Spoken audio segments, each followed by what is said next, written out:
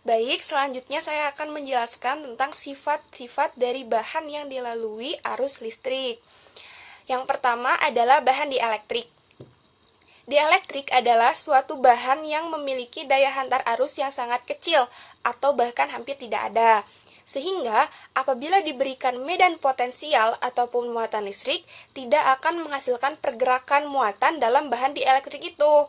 Karena bahan dielektrik cenderung dapat mempertahankan medan yang timbul di antara permukaan tersebut, serta muatan itu akan tetap tinggal di daerah di mana muatan tadi berasal.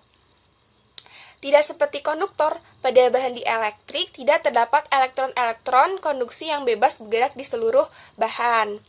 Nah, sifat inilah yang menyebabkan bahan dielektrik itu merupakan isolator yang baik. Bahan dielektrik juga dapat berwujud padat, cair, dan gas. Nah, contoh bahannya itu seperti kaca, karet, kertas, plastik, kayu, dan lain-lain. Bahan dielektrik juga biasanya terdapat pada kapasitor. Nah, jadi bahan dielektrik itu disisipkan di dalam ruang antara keping-keping sebuah kapasitor. Bahan dielektrik pada suatu kapasitor menghambat aliran arus antar platnya, sehingga pemasangan keuntungan dielektrik ini adalah untuk meningkatkan kapasitansi kapasitor. Sifat dielektrik juga muncul pada isolator listrik yang tidak dapat melakukan muatan listrik, akan tetapi ia peka terhadap suatu medan listrik. Nah, hal ini dapat dibuktikan dengan memisahkan dua plat elektroda sejarak D dan memberikan tegangan E di antara kedua plat tersebut. Jadi seperti gambar yang ini. Selain pada kapasitor, fungsi dielektrik itu apa sih? Nah, fungsinya itu untuk memisahkan bagian bertegangan dengan bagian yang tidak bertegangan atau dia berfungsi sebagai isolator. Misalnya konduktor fasa dengan tanah. Kemudian dielektrik juga bisa menahan gaya mekanis akibat adanya arus pada konduktor yang diisolasi serta mampu menahan tekanan yang diakibatkan panas dari reaksi kimia. Nah, kemudian ada karakteristik bahan dielektrik. Yang pertama adalah kekuatan dielektrik.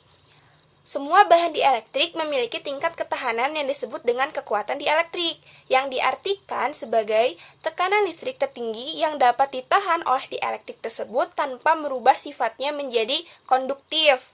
Jadi, kekuatan dielektrik dari suatu bahan isolasi dinyatakan dengan tegangan maksimum yang dapat ditahan oleh suatu medium tanpa merusaknya, atau dengan kata lain, kekuatan dielektrik itu dinyatakan dengan gradien tegangan yang diperlukan supaya dielektrik itu mengalami tembus listrik. Yang kedua adalah konduktansi. Apabila tegangan searah diberikan pada plat-plat sebuah kapasitor komersil dengan isolasi seperti mika, porselin, atau kertas, maka arus yang timbul tidak berhenti mengalir untuk waktu yang singkat, tetapi turun perlahan-lahan. Hal itu disebabkan oleh ketiga komponen arus yang terdapat di dalam dielektrik tersebut. Nah, seperti lihat pada gambar ya. Arus pengisian IP ini terjadi selama waktu T1. Arus pengisian disebabkan oleh molekul-molekul yang bergerak cepat sehingga terpolarisasi dengan cepat pula. Kemudian, arus berkurang perlahan-lahan selama T2. Itu kan grafiknya menurun perlahan-lahan. Terus, arus ini disebut sebagai arus absorpsi. Nah, arus absorpsi terjadi karena adanya gerakan-gerakan lambat dari molekul-molekul dielektrik. Akhirnya, arus mencapai nilai tertentu IK atau disebut arus konduksi. Arus ini tetap mengalir dengan konstan karena tahanan dielektrik tidak mencapai nilai tangga. Jadi lurus aja gitu ya kesananya. Selanjutnya adalah rugi-rugi dielektrik. Nah, rugi-rugi dielektrik untuk isolasi tegangan tinggi merupakan salah satu ukuran penting terhadap kualitas material isolasi. Suatu bahan dielektrik tersusun atas molekul-molekul dan elektron-elektron di dalamnya terikat kuat dengan inti atomnya. Ketika bahan tersebut belum dikenai medan listrik, maka susunan molekul dielektrik tersebut masih belum beraturan atau tidak tersusun rapi. Seperti pada gambar ya, ini masih tidak beraturan. Nah, ketika molekul-molekul tersebut dikenai medan listrik, maka muatan positif akan searah dengan medan listrik, sedangkan elektron itu akan berlawanan arah. Lalu, karena mendapat terpaan elektrik yang selalu berubah-ubah arahnya, maka arah dipol juga berubah-ubah setiap saat terhadap posisi semula.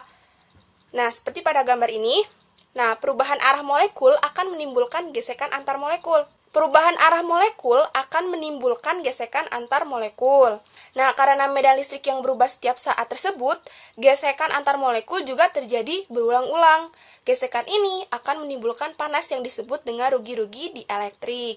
Yang keempat yaitu kekuatan kerak isolasi. Bila suatu sistem isolasi diberikan tekanan di elektrik, maka arus akan mengalir pada permukaannya. Besar arus permukaan ini ditentukan tahanan permukaan sistem isolasi. Dan arus tersebut juga disebut dengan arus bocor atau arus yang menyelusuri sirip isolator. Nah, arus bocor menimbulkan panas dan hasil sampingannya adalah timbulnya penguraian pada bahan kimia yang membentuk permukaan sistem isolasi. Efeknya itu timbul kerak atau jejak arus. Terjadinya kerak tidak terbatas hanya pada permukaan isolasi pasangan luar saja, tetapi dapat juga terjadi pada isolasi peralatan pasangan dalam yang terpasang pada tempat kotor dan lembab, juga pada isolasi yang terpasang di bagian dalam peralatan itu sendiri. Semua kejadian itu dipengaruhi oleh sifat material, bentuk, dan kehalusan permukaan elektroda, juga oleh pengaruh luar. Nah, selanjutnya ada bahan konduktor.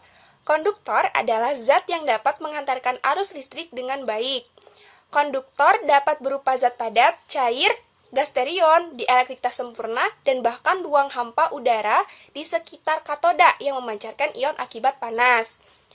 Nah, contoh penghantarnya itu atau contoh konduktor, besi, tembaga, aluminium, perak, dan logam lainnya.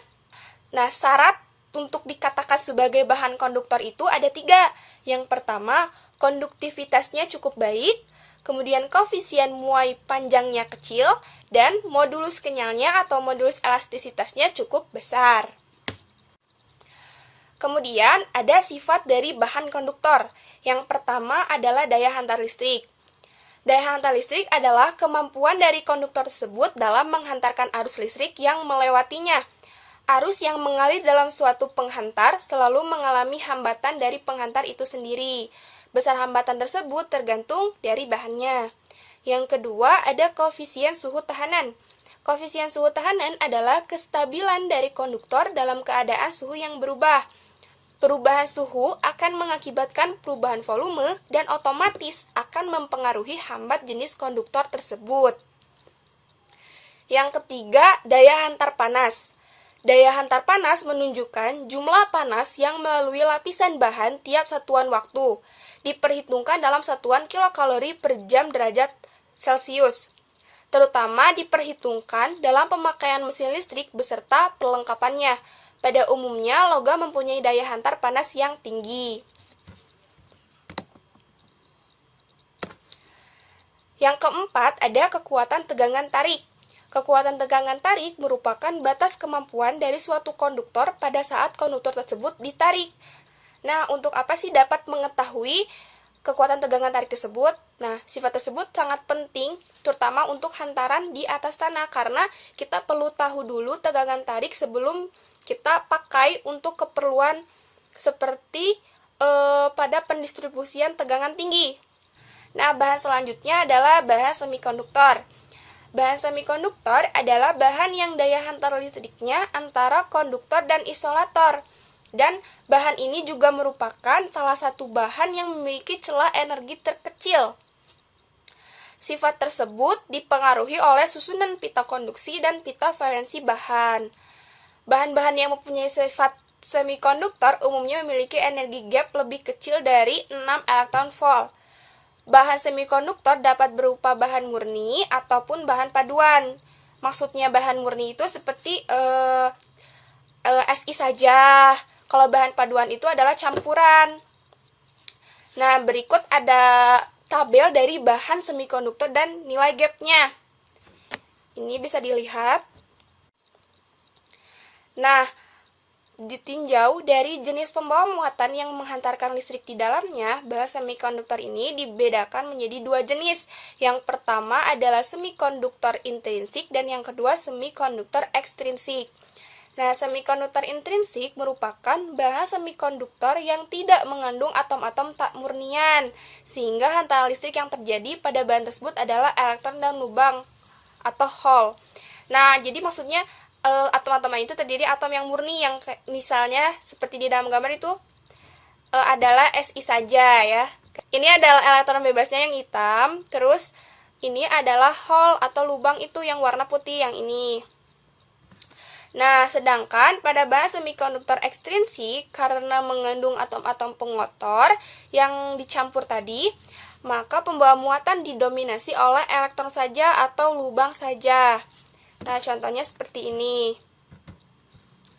Ini kan, ini tuh ada Si, Sb, nah itu kan jadi campuran ya. Contoh penggunaan dari semikonduktor yaitu seperti germanium, digunakan pada dioda dan transistor. Selain itu, ada juga gallium arsenida yang digunakan pada dioda, transistor, laser, LED, dan generator gelombang mikro. Nah, kemudian ada sifat-sifat dari bahan semikonduktor. Yang pertama, resistivitas semikonduktor lebih kecil daripada isolator, tetapi lebih besar daripada konduktor. Ya, makanya tadi disebut semikonduktor itu antara konduktor dan isolator. Nah, yang kedua, semikonduktor memiliki resistansi dengan koefisien suhu negatif, yaitu bahwa resistansi semikonduktor menurun dengan kenaikan suhu dan sebaliknya. Sebagai contohnya itu, germanium menjadi isolator pada suhu rendah, tetapi merupakan konduktor yang baik pada suhu tinggi.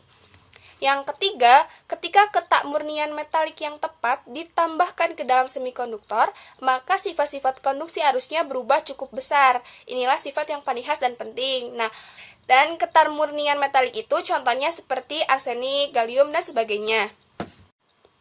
Nah, dari ketiga sifat bahan tersebut, terlihat jelas ya perbedaannya. Yang pertama kita lihat dari kebebasan relatif. Untuk konduktor, muatan cenderung dapat bergerak dengan sangat bebas. Sedangkan pada isolator, muatan dapat bergerak hanya sedikit. Karena elektron-elektron masih terikat dalam atom-atomnya, maka jika dikenai medan listrik hanya bisa bergeser sedikit. Tetapi efek kumulatifnya akan memberikan ciri kepada bahan dielektrik tersebut. Yang kedua, kita lihat dari pita energi. Nah, pita energi ini digunakan untuk menjelaskan konduktivitas dari suatu bahan. Pada suhu 0 derajat Kelvin, pita konduksi terisi sebagian untuk bahan konduktor. Sedangkan untuk isolator dan semikonduktor tidak ada elektron yang mengisi pita konduksi. Dan perbedaannya terletak pada energi gap atau EG, yaitu selang energi antara pita konduksi minimum dan pita valensi maksimum.